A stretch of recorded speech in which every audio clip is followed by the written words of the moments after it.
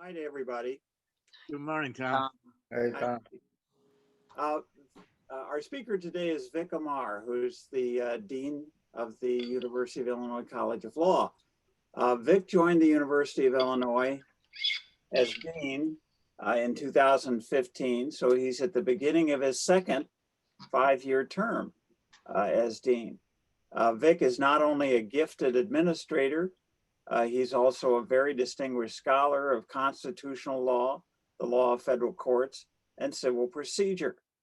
He and his co-author, Jonathan Verrett, are the authors of Constitutional Law, Cases and Materials, now in its 15th edition, and one of the leading constitutional casebooks in the country. Vic received his undergraduate education at UC Berkeley, which accounts for the pullover he's wearing today. He played football while he was there also. He earned his JD at Yale Law School, often reliably ranked as the best law school in the universe, and clerked for Justice Harry Blackmun of the US Supreme Court. In addition to his deaning, Vic finds time to write scholarly articles and bi-weekly columns for Justicia and Above the Law, two frequently visited legal blogs.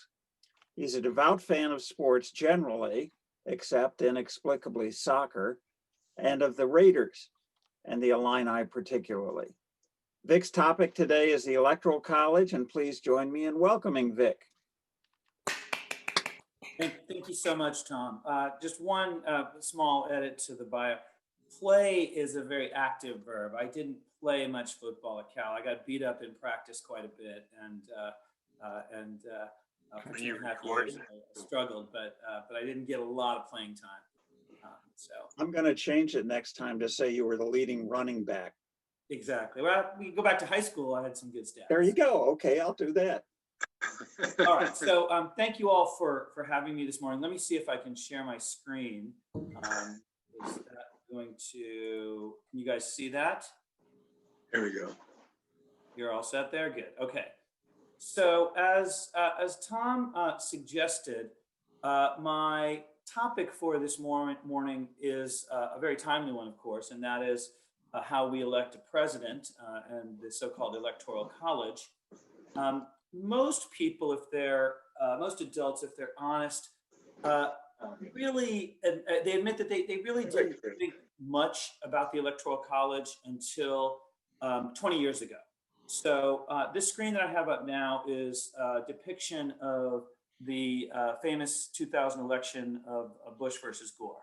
And each state you see is either red or blue, which indicates whether a plurality of its voters favored Bush, in case in the red, and Gore in blue.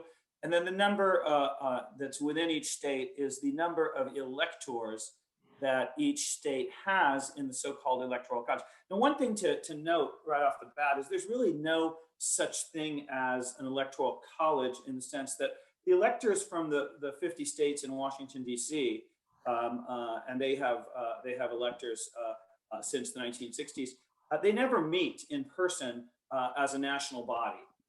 The electors vote within each state and then send their votes to Congress, but it's not like a Congress itself where the electors all come together and talk and then decide how to vote.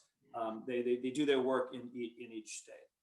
Now, the first question I think we got to confront is why we have such a complicated mode of picking our president. As you all know, I'm sure, when you go in the voting booth on November 3rd, or you filled out your mail-in ballot already, you are not actually voting for a presidential candidate. You're voting for a group of electors who, if picked by your state, have indicated that they will support one or the other of the two major party tickets. So in most states, the names of these, in Illinois' instance, 22 electors, they're nowhere to be found on the ballot. It's a group of 22 people who are affiliated with either the Democratic or the Republican Party, And when you check Joe Biden or Donald Trump, you're in effect saying, I support that group of people to be the representatives of Illinois when it comes time to vote for president. But it's the electors, of course, the 538 of them that vote for the president. We vote for the electors who vote for the president. So it's a very indirect form of election. And you might say, well, why did we end up with such a convoluted scheme?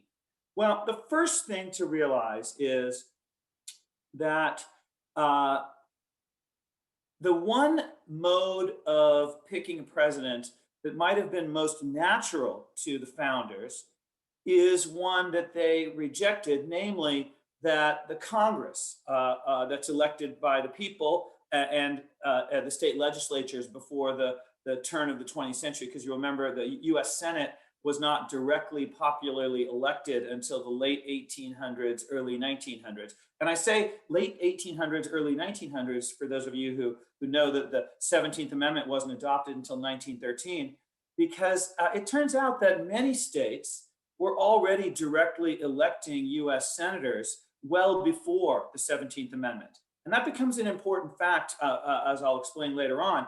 But state innovation in that regard began really in the mid-1800s.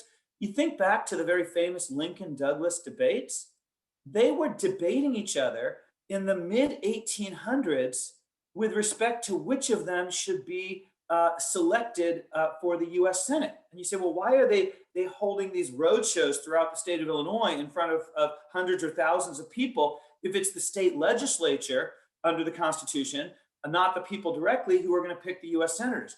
Because even by that time, there was already the development of devices in state law whereby the people would be putting informal and then more formal pressure on the state legislature to pick as US senators the candidates favored by the people directly.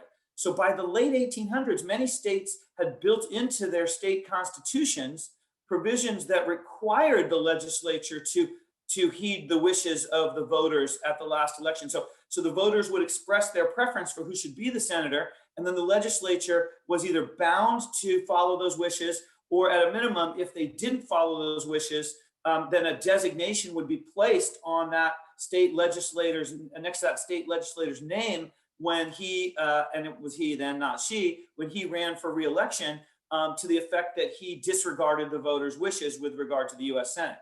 So popular election of the Senate actually came about between 1860 and 1890. But back to the presidency, you could have had the president picked by the House and Senate.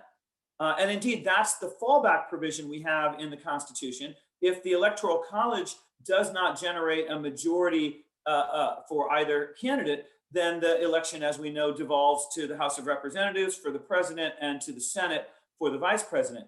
But at least as an initial matter, the framers didn't want Congress to be the one to pick the president because they wanted some separation of powers between the president and Congress. They did not want the president to devolve into a prime minister position.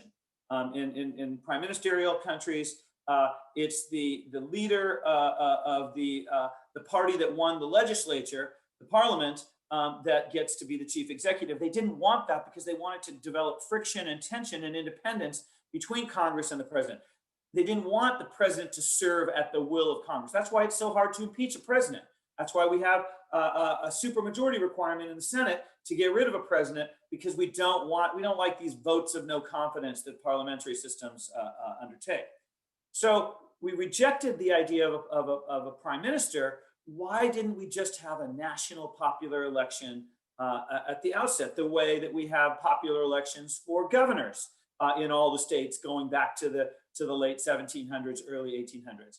Well, there's a few problems with a national election in 1787, primarily three. First of all, you've got no national communication system. You don't have the telegraph, much less the radio or television, and you don't have good transportation, so candidates couldn't campaign all around the country. So you couldn't really run a national campaign if you can't really reach voters more than a few hundred miles away from where you live. It would have a national popular election would have devolved into a system where every region just voted for its own regional popular son.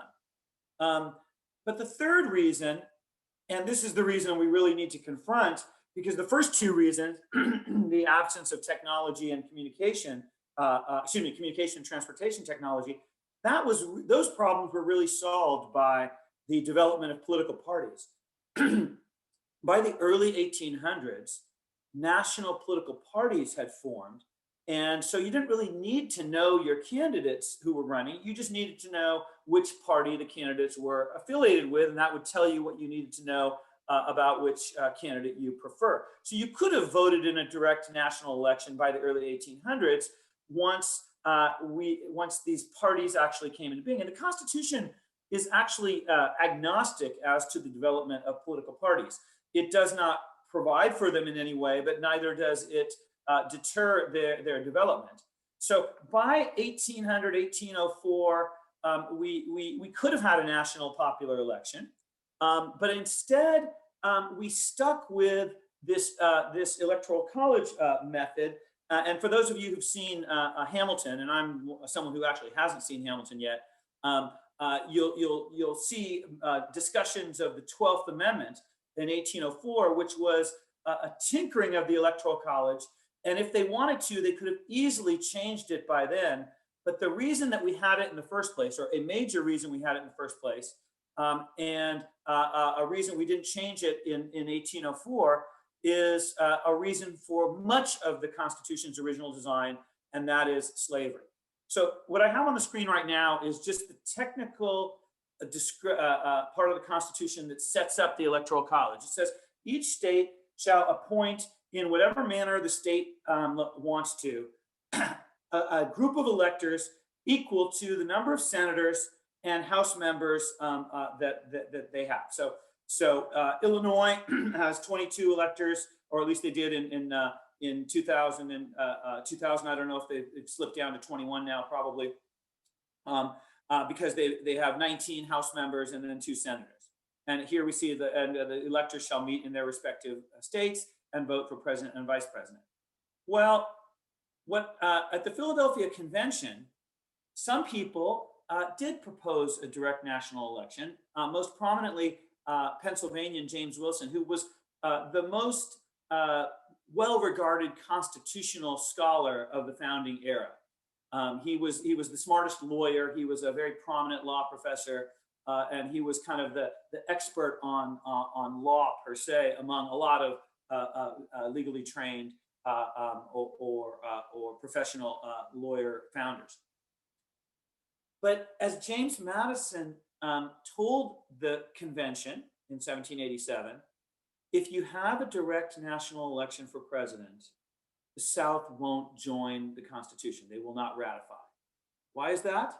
Because as Madison pointed out, the right of suffrage, that is the right to vote, was much more broadly extended, much more diffusive in the northern than the southern states. And in the latter, the southern states could have no influence in the election on account of the black slaves that they had. Now, why is that so? Why does slavery really argue against a national popular election? Well, again, go back to the formula for electors that they settled on. It's the number of senators plus House members. Now, we know that every state has 2 senators, and we know, generally speaking, that each state has a number of House members that correlates with its population. But of course, at the founding, the formula for House representation was not just looking at the number of people in the several states, but also that states got credit for 3/5 for all non-free persons. So that means the southern states got extra House seats because of their slaves, even though the slaves couldn't vote.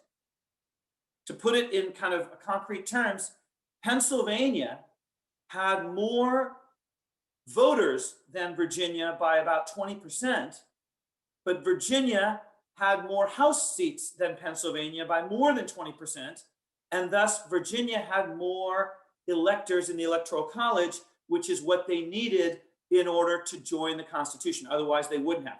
The South would have been outvoted by the North because the North had more free voters than the South. The South needed some compensation for their slaves in the presidential selection process. That's the key driver that led us to the Electoral College. It's no surprise then that for 32 of the first 36 years, the White House was occupied by a slave-owning Virginian. Virginia dominated the elections in the early years. Washington, Jefferson, Madison, Monroe.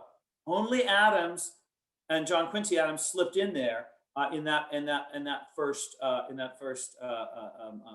segment. So that's kind of where the Electoral College comes from. It comes a lot from the absence of technology and from slavery. And of course, none of those is a problem today. Slavery was abolished in the 13th Amendment right after the Civil War. And we now have the means of national elections very easily. That doesn't mean that the Electoral College might not have some virtues today. Some things that have tainted origins might still be worth maintaining. But before we decide whether that's so, we should take a look at the two big problems that people point out about the Electoral College. So the first is very intuitive, and that's the notion that the person who wins the Electoral College isn't always the one who wins the most votes nationwide. We don't really have a nationwide vote. We have 51 separate votes, and there's no guarantee that the person who won the most votes when you combine all those 51 state elections is going to be the one who wins the Electoral College. So we've had 5 elections beginning in 1824, which is the first year that we actually had a national vote tally. We didn't really keep track of the national popular vote until then.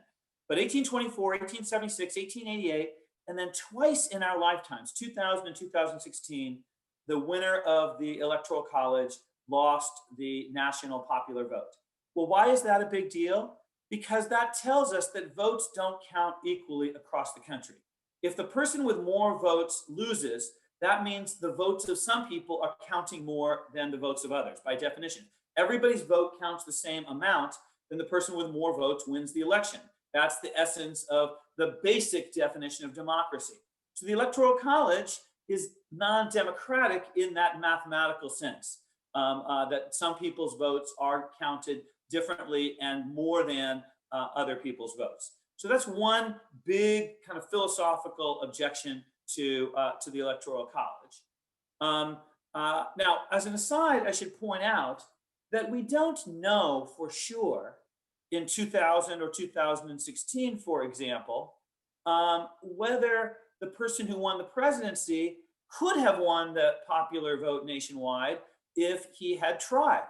The name of the game today is winning the Electoral College.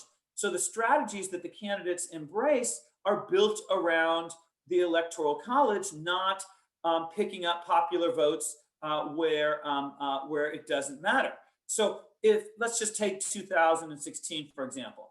If Donald Trump had been told, hey, to win the presidency, you need to win the national popular vote, maybe he would have tried to run up the score in the southern states where he was already getting all the electors anyway, or maybe he would have tried to dampen the margin of loss in places like New York and California.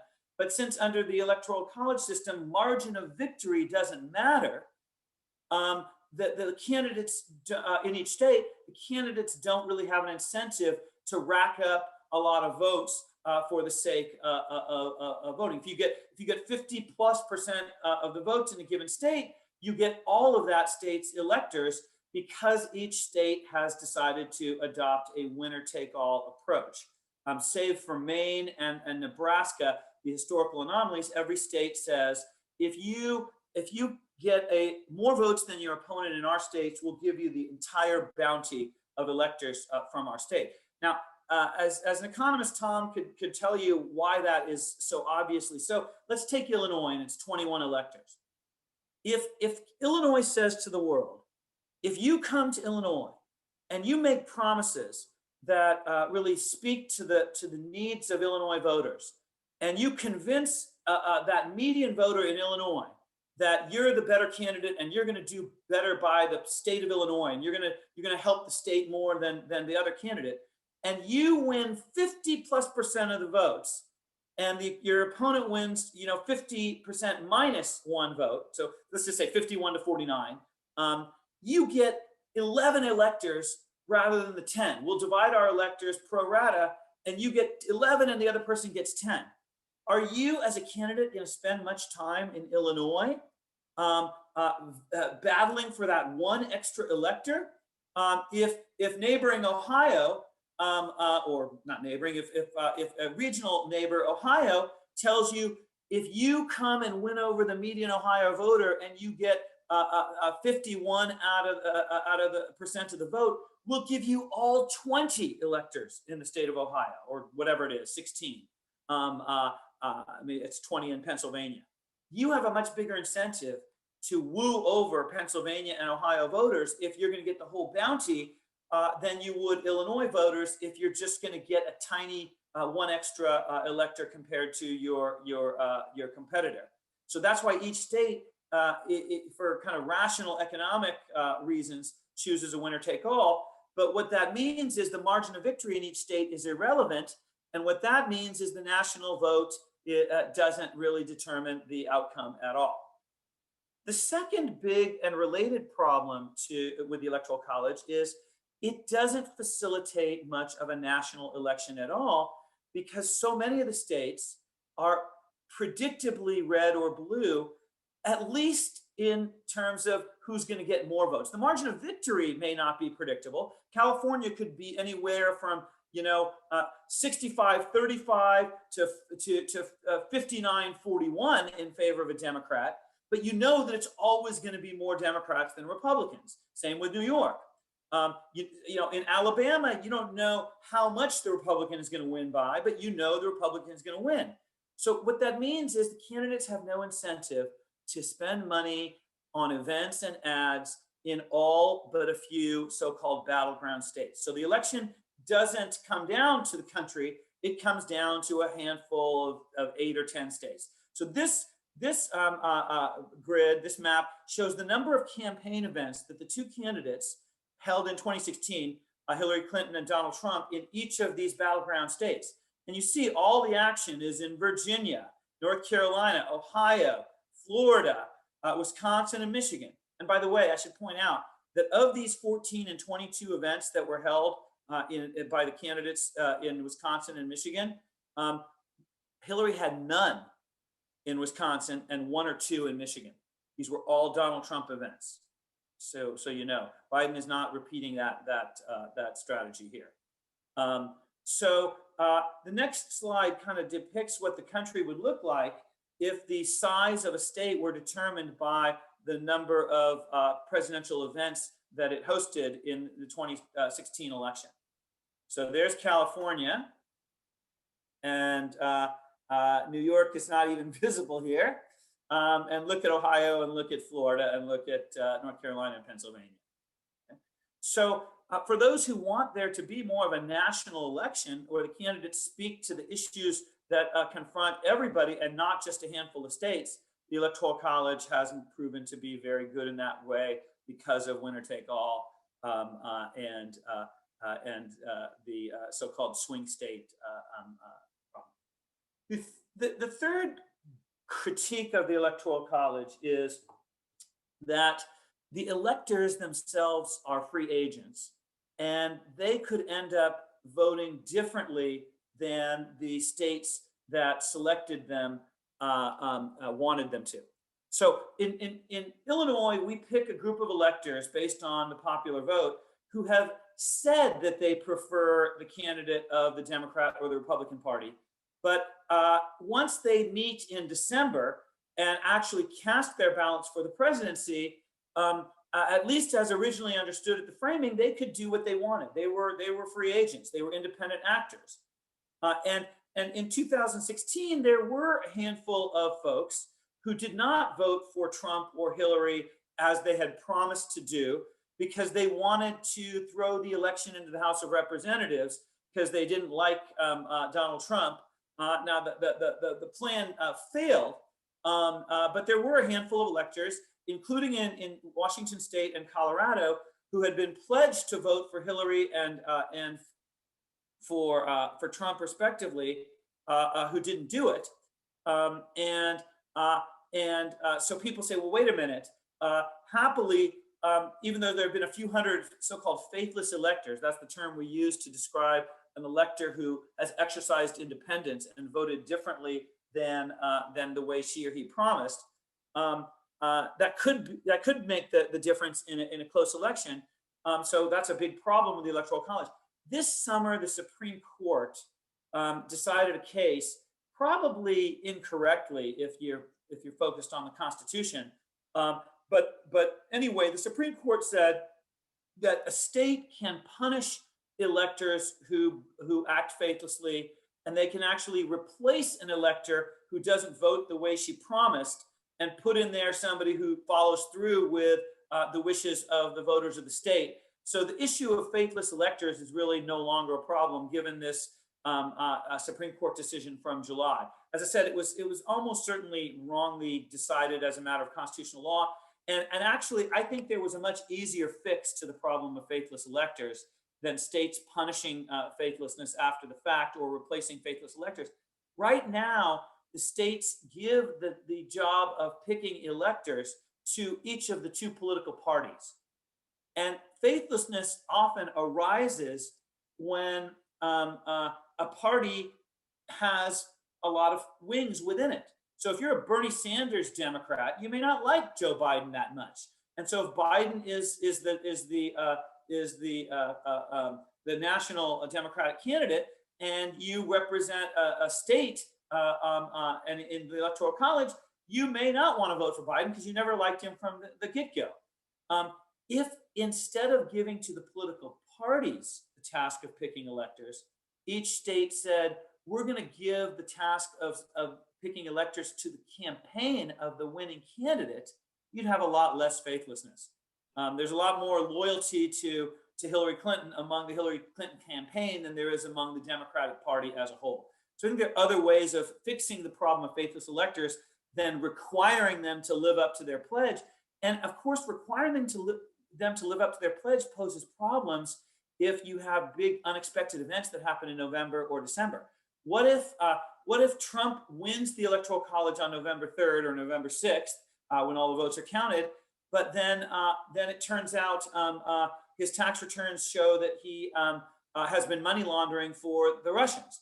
Or let's say Biden wins the Electoral College on November 6th and has a stroke before Thanksgiving.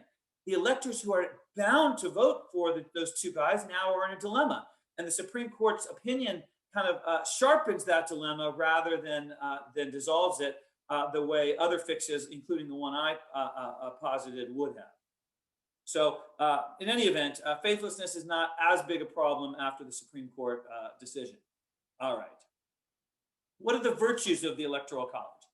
Well, some people have argued that the Electoral College, compared to a national popular election, facilitates election of a president who's popular nationwide, not just in some regions. The fear is that you have a national popular election and someone who's popular only in big cities along the coasts will be a president, but not anywhere else in the country. Well, that may well be, but the Electoral College does nothing to deter regionally popular presidents. This is, again, the Bush versus Gore map in 2000. And notice only New Mexico and New Hampshire, those are the only two states that voted for a candidate where a neighboring state did not vote for the same candidate. So what we don't have a checkerboard of red and blue. We have big blocks of red and blue. And if you think this is only a recent phenomenon, this is the election of 2000. Go back 100 years. Here's the election of 1896. It's the same regional skew. The only difference is Republicans and Democrats have completely swapped identities over 100 years. 2000, this is all Republican, and the Northeast, Upper Midwest, and the West Coast is all Democrat. And 100 years prior, it's exactly inverted, almost literally. So we've had regional elections the whole time. Abraham Lincoln won the presidency without being on the ballot in the southern states. So the Electoral College doesn't really facilitate nationally popular people, at least if we define popularity in terms of more popular than the opponent in all parts of the country. It turns out, happily, that in America, the most salient axis for political preference turns out to be party more than region. So even in states where a president is unpopular, he still probably got 40% of the vote. We don't have spreads that are bigger than 60-40 in all but a handful of states. We're operating within that narrow middle ground between the 40-yard lines, if you will.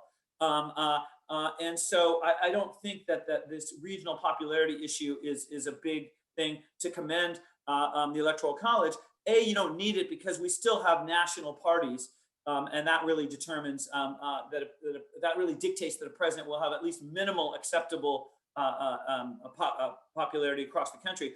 But in any event, if you really wanted to make sure that a president wasn't despised in certain parts of the country, you wouldn't have an Electoral College. Lincoln was despised in the South.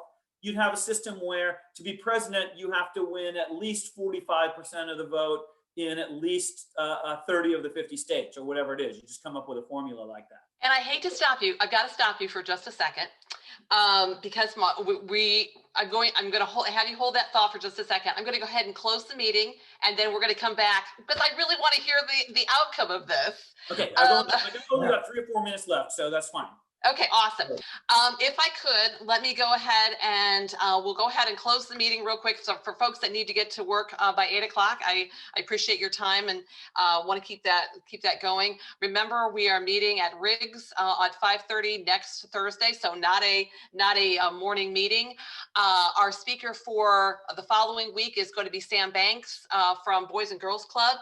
And Jerry, can I ask you to say the 4-way test without having it on the screen? Whoops, I lost him there. Okay, well, if you guys would join with me then, is it the truth? Is it fair to all concerned? Will it build goodwill and better friendship? Will it be beneficial to all concerned? And is it fun? With that, thank you, Rotarians. And so I'm hoping every people can stay around and listen to the finish of this because I really want to hear what the outcome is. All right, so I'll be quick. So for those people who really think there's a better way to elect a president in the Electoral College, the big problem has been, well, it's so hard to amend the Constitution. If you need 38 states to move away from the Electoral College towards a national popular vote, if you think that everyone's vote should count equally, and if you think that the election shouldn't come down to just a handful of swing states, it's still impossible to amend the Constitution because you're always going to have 12 or 13 states that think it's in their interest to keep the status quo. My older brother, who's a law professor at Yale, and I, and one other person, the former dean of Northwestern Law School, we floated an idea about 20 years ago that has, to our surprise, generated a lot of traction, which is the notion that states can bring about a national popular election without amending the Constitution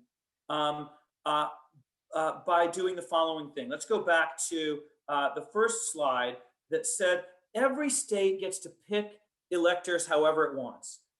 So in Illinois, we pick electors who are going to vote for the candidate who's most popular in Illinois.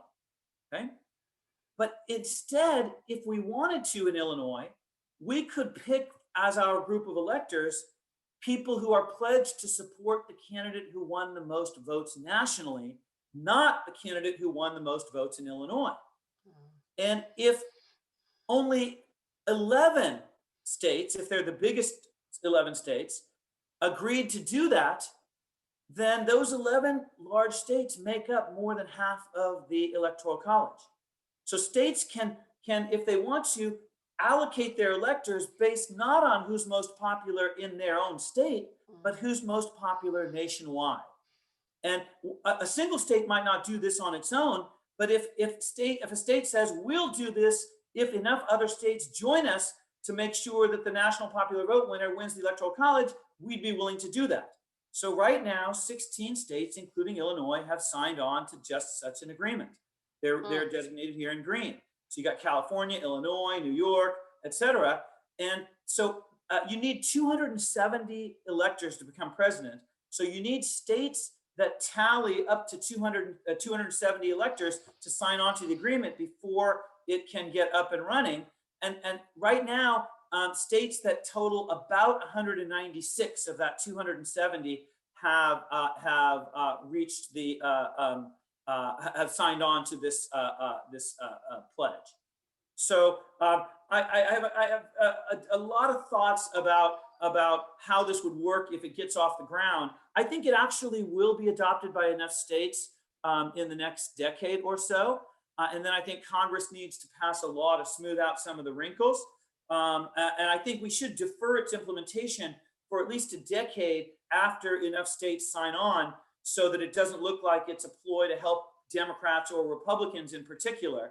But I actually do think this is going to come about, which shocks me because I didn't think so 20 years ago when we first proposed it. But with that, I'll let you all go. If anyone wants to ask questions, I'll stick around for a few minutes.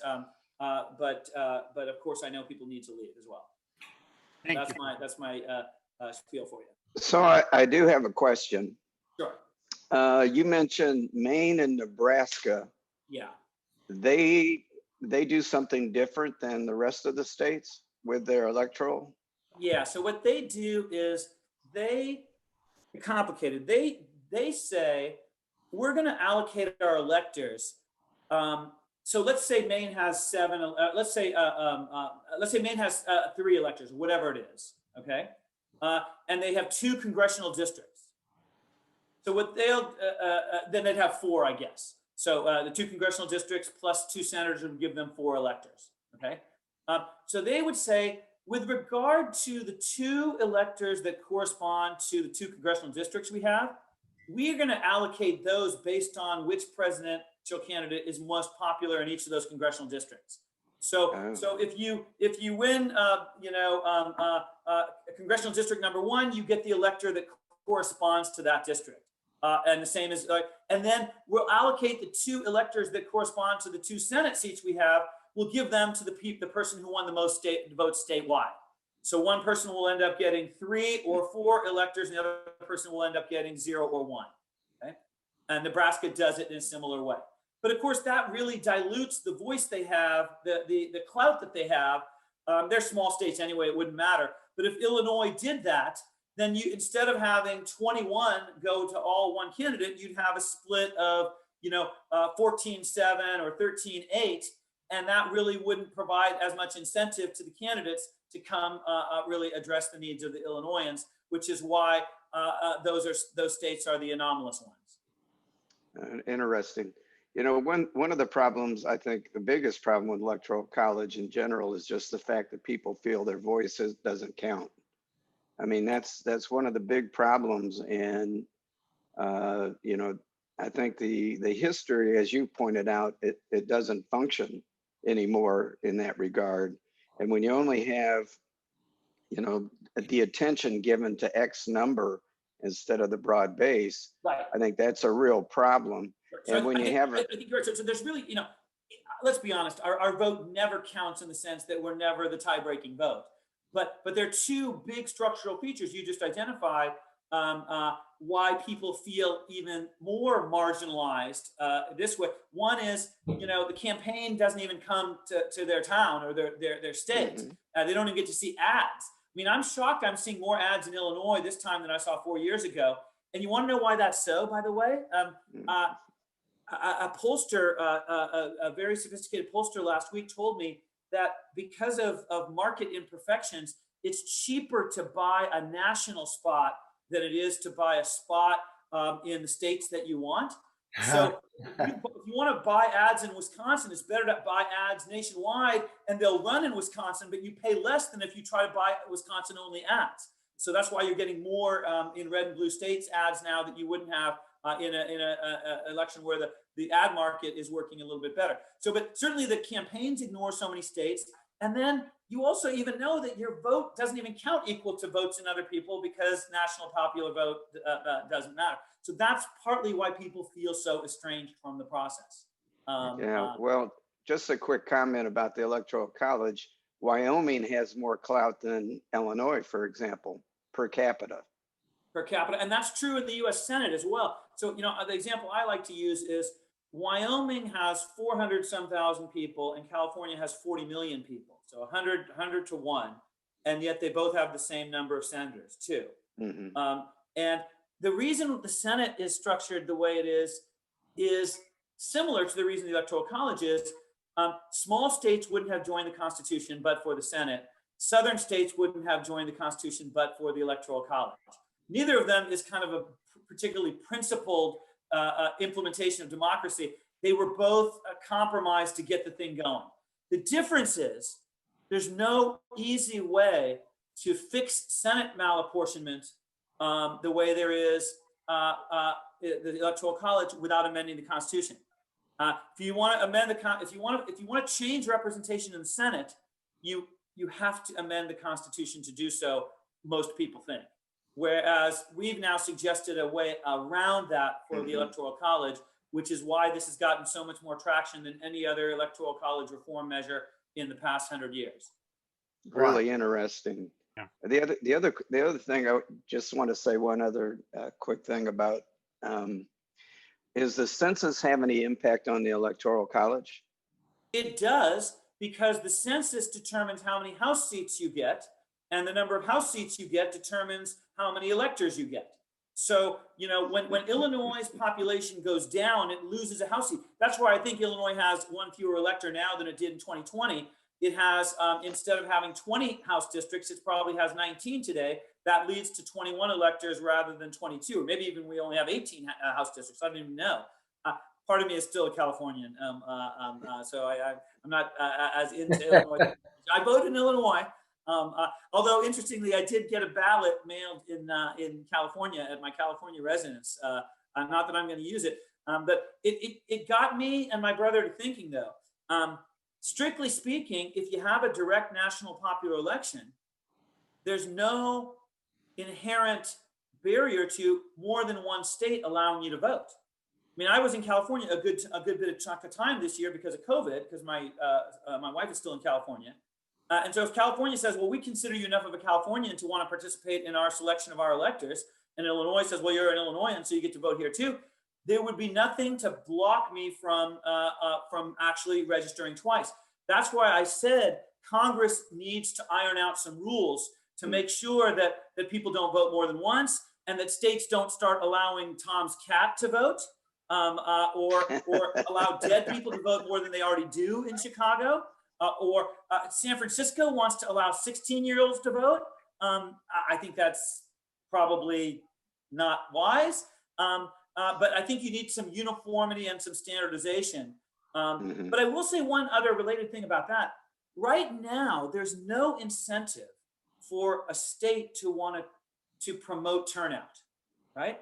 If a state is going to get the same number of electors no matter what, and as long as the people in the state who vote represent the overall mix of the state, it doesn't matter whether 3 Illinoisans vote, 2 of them for Biden and 1 for Trump, or 10 million Illinoisans vote, 6 million for Biden and 3 million for Trump. Either way, it doesn't matter.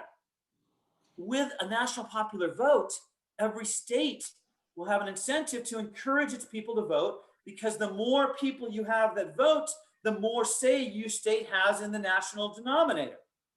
So too, you know, if the reason women didn't get to vote in the Electoral College in the founding is because it didn't matter. If we had a national popular vote, you think states would have denied women the right to vote? No, they would have said we double our clout in the national presidential election if we allow women to vote. But they weren't tempted to do that because the Electoral College makes irrelevant how many voters you have. The number of citizens you have derive the number of House seats you have. But beyond that, there's no incentive to actually expand the franchise and encourage turnout. Now, I don't want to expand the franchise to Tom's cat, but I would like to expand it to my dog, But anyway, so these are all features of the Electoral College that are a little bit kind of in the weeds, but are worth thinking about if any of you is interested in the national popular vote. Just type my name and national popular vote, and you'll get tons of links to tons of essays I've written, and some of them are technical law review articles, but many of them are on that website that Tom mentioned. It's called justia.com, justia.com. And there's an archive of all of my essays. I write an essay every 2 weeks. And you can find stuff about that. You can, or lots of other stuff that might be of interest to you. So we can find your paper from 20 years ago. You can find the paper from 20 years ago. Great. Just so you know, we do have to close it down at 8 o'clock. So I know, Tom, you had a question or comment? I'll be very fast. Vic, thank you very much. There's another small argument about why the national vote would be good, and that is that it would change the nature of the parties. Parties would have the Republican Party just doesn't care about California anymore because they know it's lost. But the national popular vote was the determinant for the presidency. They'd have an incentive to find a way to make themselves attractive to the citizens of California. Well, I think they'd want to pick up votes wherever they can pick up votes. That's the point. So it wouldn't necessarily be in particular states. It'd just be wherever there are undecided voters. Sure. So maybe they would just look to rack up the margin of victory, the number of votes they get in California's Central Valley, which is very hard right.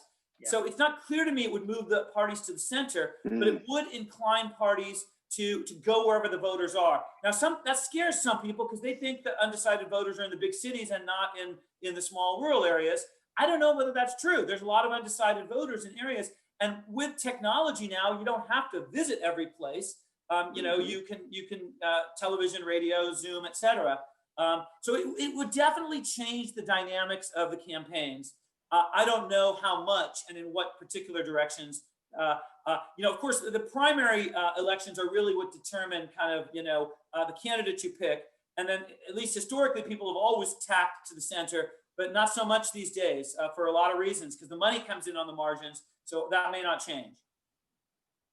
All right. Well, thank you so much. Again, a big hand. We really appreciate it. Thank you all. I appreciate your